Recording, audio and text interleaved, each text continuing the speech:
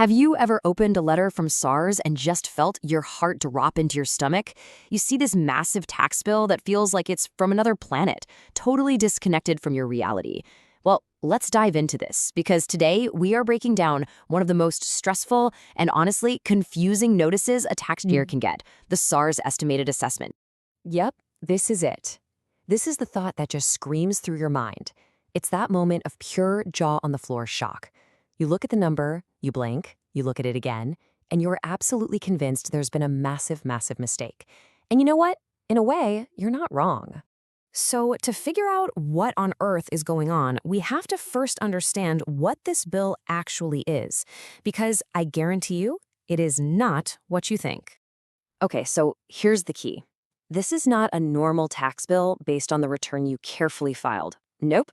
This is what SARS sends when they have a huge information gap. They basically feel like they're flying blind when it comes to your tax situation, so they issue this special kind of assessment. So why would they be flying blind? Well, it usually comes down to one of these common reasons. Maybe you forgot to submit a return, or you filed it late. Or maybe SARS sent you a request for some documents and it got lost in your inbox. Or maybe they're just looking at the numbers you did submit and something just doesn't add up. When that happens, they don't just sit and wait, they estimate. All right, but why are these bills always so shockingly high? I mean, absurdly high. This next part, this is the key to the whole puzzle. Let's pull back the curtain on the secret strategy behind these wild numbers. So let me just ask you a straight question. When SARS is calculating this estimate, do you think they're trying to be fair? Do you think they're trying to give you the benefit of the doubt? The real answer might actually surprise you. This is so important. The big mistake, the misconception, is thinking that SARS has all your info and they've run some precise, accurate calculation.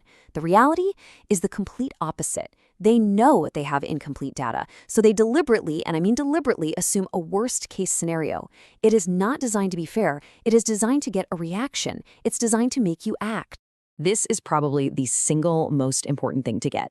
That enormous bill isn't a statement of fact. It's a challenge. SARS is basically yelling, hey, we see a gap in our records. Here is our most aggressive worst-case assumption. Now the ball's in your court to come forward and prove us wrong with the correct info.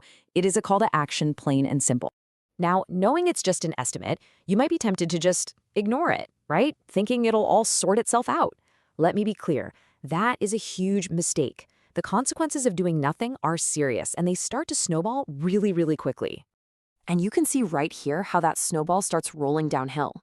It starts with the assessment, but then pretty quickly, penalties start getting tacked on.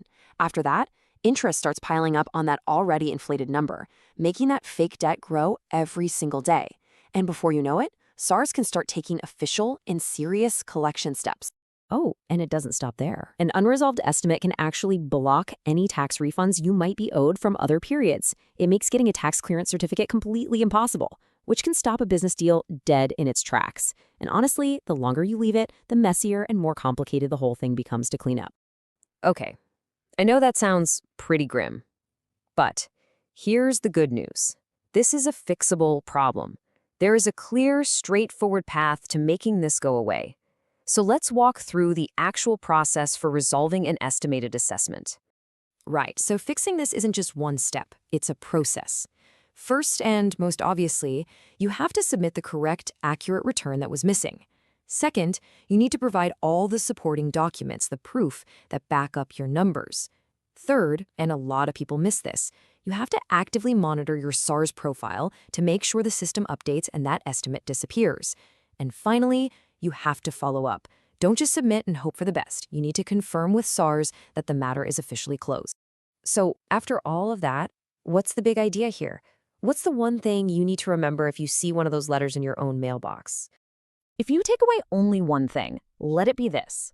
An estimated assessment is not your final tax bill. Not even close. Think of it more like a signal flare that SARS is shooting into the sky. It's a loud, urgent message that something is wrong with your compliance and they need you to engage with them and give them the right information.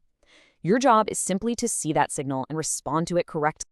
And that really leaves us with this final question to think about. An estimate only ever appears when the story that SARS has on file for you is incomplete or just plain wrong. So take a second and ask yourself, right now, today, Is your tax file telling the right story?